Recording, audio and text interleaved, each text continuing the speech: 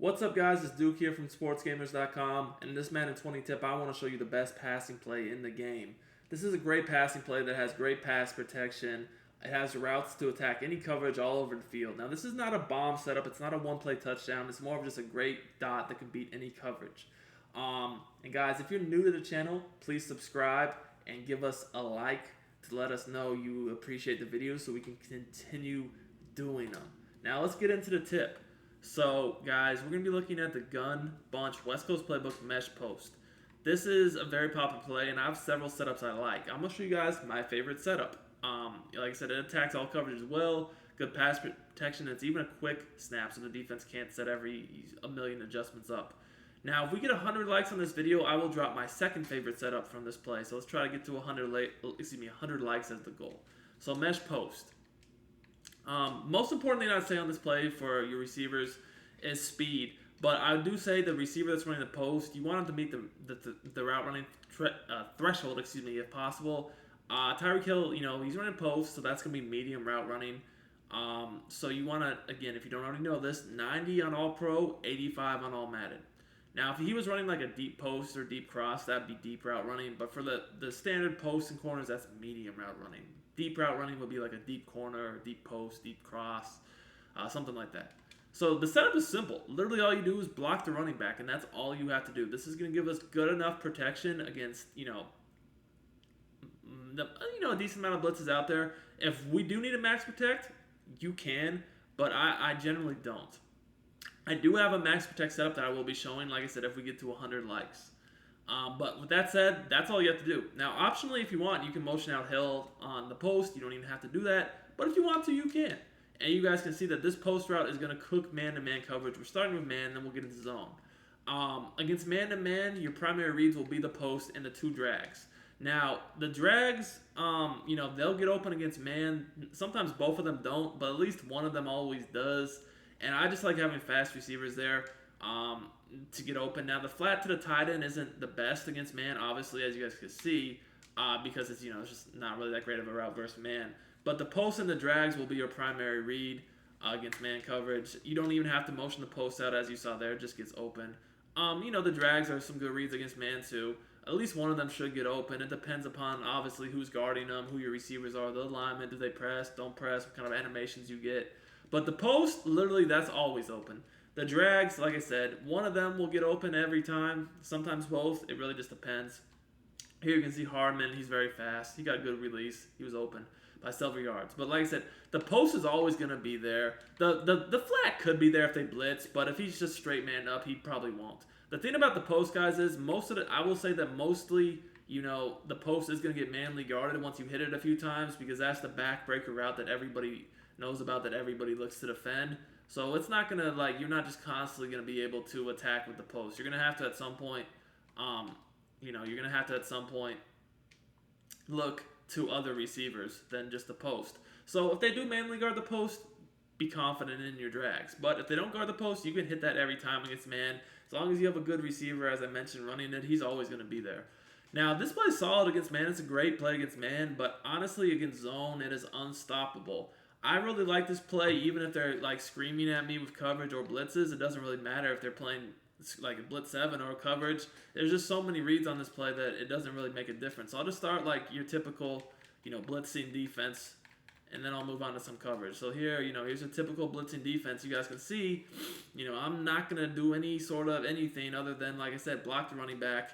And the reads are quick enough that even at that, as you guys can see, I had the drag wide open for an easy gain. Now, if you guys take a look at the replay, you'll see that I know it got swatted down. That happens sometimes. But, he's wide open. The post is wide open, too. I mean, the reads come open so fast that even a 7-man blitz that we're letting come free like this is, it's not gonna affect us. The only way it could affect us is if what just happened there happens and they just, someone drops the ball, or not drops the ball, but someone swats the ball down. I mean, that's literally it. You can see here, you can even throw the post. You can throw the post before the blitz can get to you. I mean, there's just no way in the world that this blitz is going to be able to defend, or any blitz is going to be able to defend this play because the drags and then the post happen so fast that you can throw them before the blitz even gets there. So it's just really literally all you want to do against a blitz like this. That's a 7-man blitz that you can't block. And I'm going to do it against a cover 4 7-man blitz now. Is literally just look where the user goes and throw it the other way. I mean, it doesn't get any simpler than that. Like right here, look, flat is wide open if it's not a cover 2 look. I mean, it's just super simple. Now, if it's man-to-man, it's probably even easier because if they're just playing straight man-to-man and they're blitzing 7 like this, well, most likely someone is just going to be open right away. You know what I'm saying? Like off the break, whether it's like it's no, unless they're going to just turn the bunch side into cover 2 and leave the solo side man, no one's really in position to guard the tight end. Then obviously, we can throw the post on the break before the blitz get to us, or even the drag. So blitzing defenses, I mean, even if we can't, block the 7-man blitz by only blocking one guy, the reads are so fast that the blitz is just not even going to get to you. Now, obviously, you have to practice getting your reads down quick enough that you can just identify where the user's going and throw away from him. But as long as you're comfortable with that, you're going to be fine.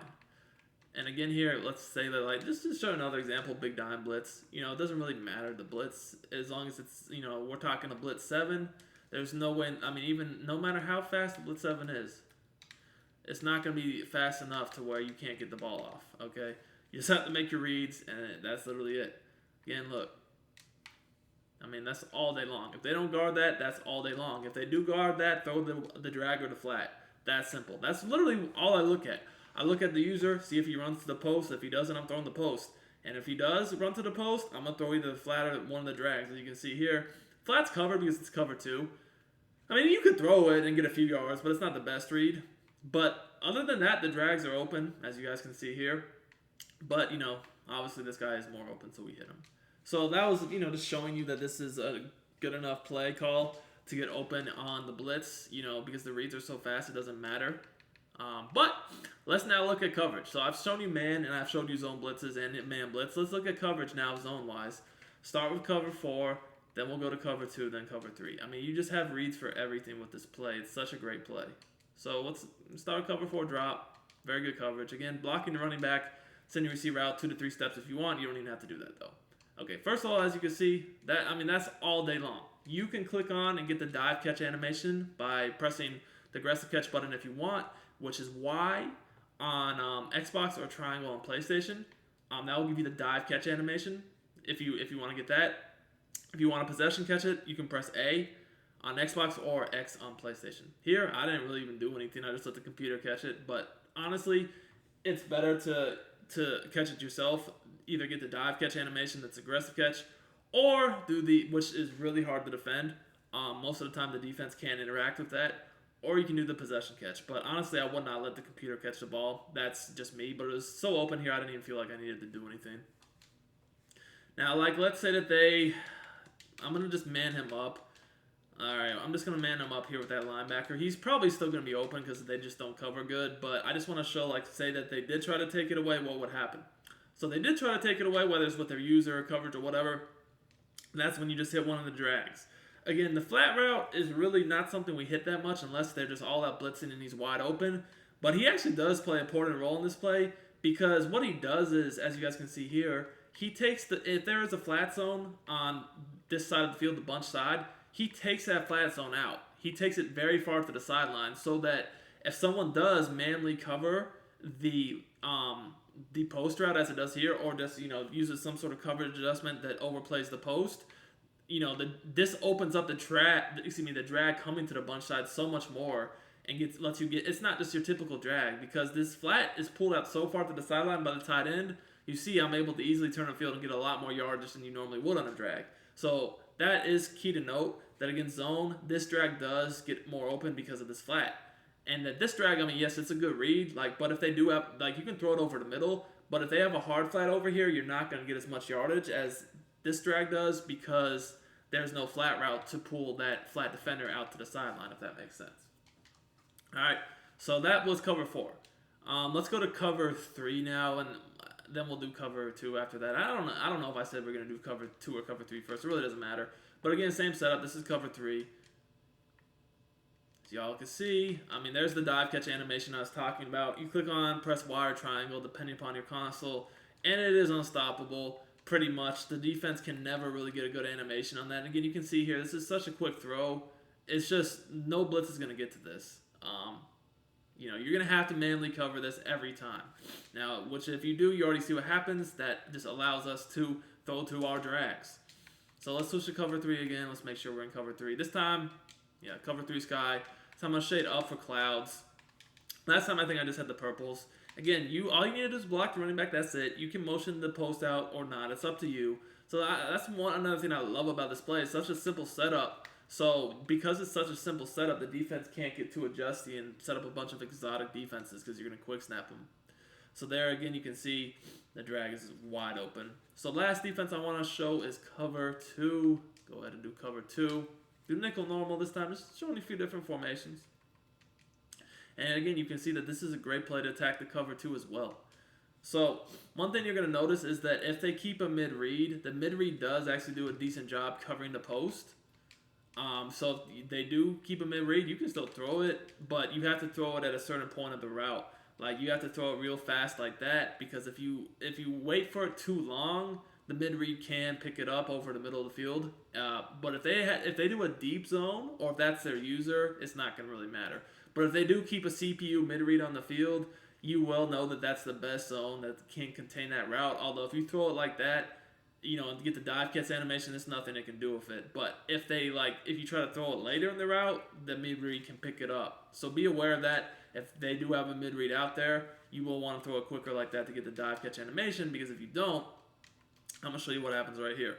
So obviously I know I can hit the drags, but see, if you don't do that, then you're having to throw it real late down the sideline like that, which, you know, can take a longer time. Because note the mid-read kind of set down in the middle where you would normally throw it if you waited a hair longer. See, like here, we can throw it again and get the dive catch. But if we wanted to wait till like right here, like it's not quite as open anymore because he's kind of underneath it, like right here. I mean, you could maybe throw that and try to get the dive catch. You probably could, to be honest with you. But I feel like the mid-read does do a decent job against it if you try to throw it at a certain point. It gets open. It always does get open. It just gets open a bit differently, in my opinion, against the mid-read. Alright, so let's look at it again. Again, you can see drags are all day long. This is what's so good about this play. I love the drags. They just get open like super easy. Super easy. Now, let's say that they try to man up the drag like this. You know, you've been killing them. They ain't got no more time. They're going to man this drag up, right? And then they're going to try to use it at the post. That's why it's such a good play. Okay, you want to do all that? Guess what? Now I'll just throw to this drag. You know, get another 6, 7 plus yards. Like I said, that drag does not get as many yards after the catch if there's a flat zone over there, because there's no flat route to pull him back. But he still will get yards, so don't be afraid to throw to him. Again, let's just look at it again. So again, you can throw it like a little bit like that, but that's just a little bit more risky. So that's why I either like to throw it early against this defense or at a different point.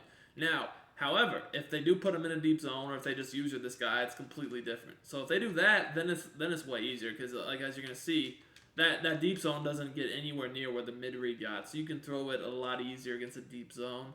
Just wanted you guys to be aware of the way it reacts to all the different coverages you could really face. So as you guys can see here, easy to throw underneath it because the deep zone just backs up way too far. Anyways, hope you guys enjoyed this video. Like I said, very easy setup, very good reads. You can beat any coverage, man, zone, whatever, the blitz. And, you know, you always have somewhere to go to, whether they use it cover to post or not. So it's a great play. Like I said, hope you guys like it. And we get 100 likes, and we'll drop our second favorite setup, which is a max protect setup that can, you know, give you an easy 3-man route combo to beat anything as well with max protect. So, guys, make sure to like, subscribe to our channel, and we'll see y'all again with some great